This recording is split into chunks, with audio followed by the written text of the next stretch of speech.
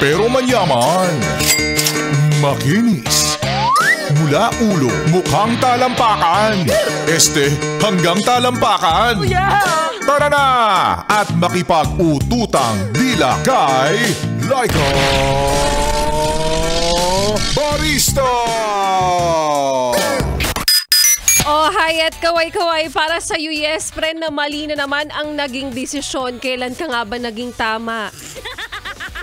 Mali na naman ang naging desisyon na hindi ka nagdala ngayon ng payong.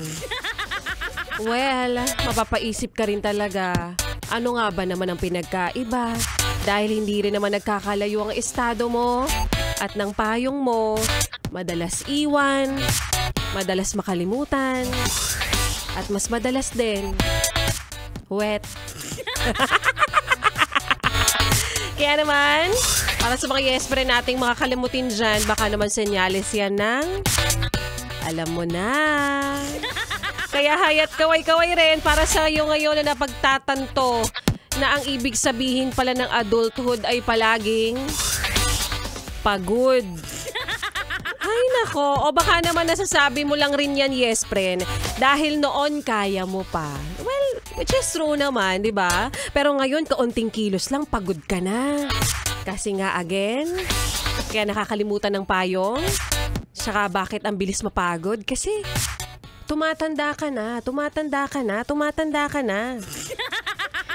Ay, sa totoo lang nakakamiss naman talaga, yes friend, yung panahon na hindi pa sumasakit ang ating balakang at kayang-kaya mo pang umupo ng magdamagan na hindi iniinda ang sakit ng iyong katawan.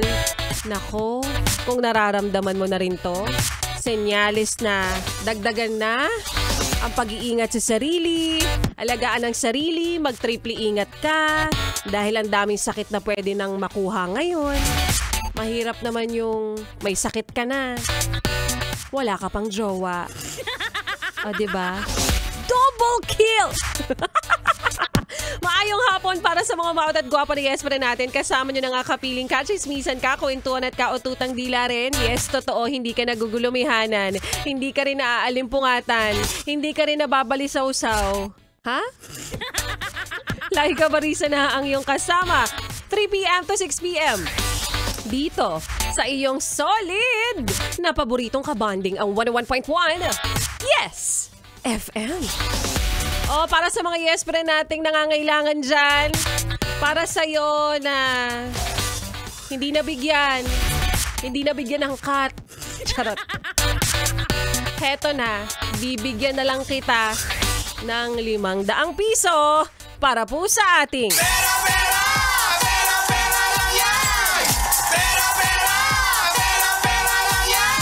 para sa mga yes friend natin hindi pa po nananalo, kayo naman ang ating pagbibigyan. At para sa mga nanalo na, kayo po ang magsisilbing saksi, pruweba na talagang totoo, legit na ang Yes FM ay namimigay ng 500 pesos dahil hindi lang isang beses, hindi lang dalawa, hindi lang rin tatlo, dahil minsan 75 times. Ha? Dami.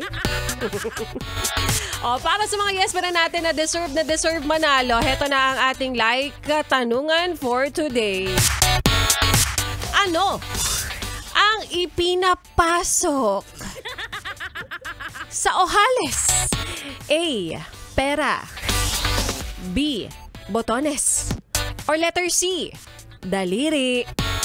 Again, ang ating like katanungan for today ay ano ang ipinapasok sa ojales? A. Pera. B. Botones.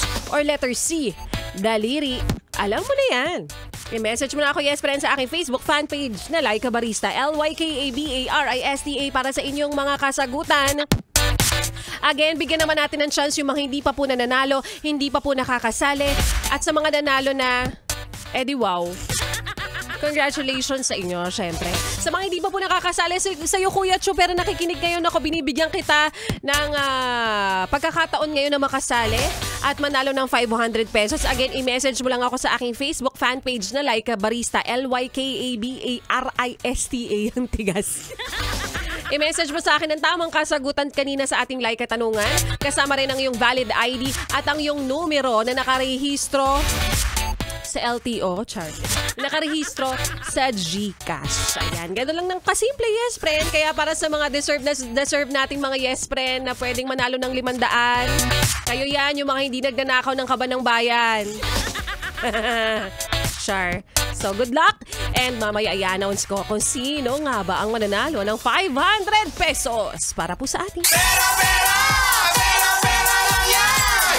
Pera lang yan! At ang lambing ko lang naman pabalik again, yes friend, wag mo nang ilipat ang iyong stasyon. Wag mo na rin ipihit pa ang iyong talapihitan sa kalaban.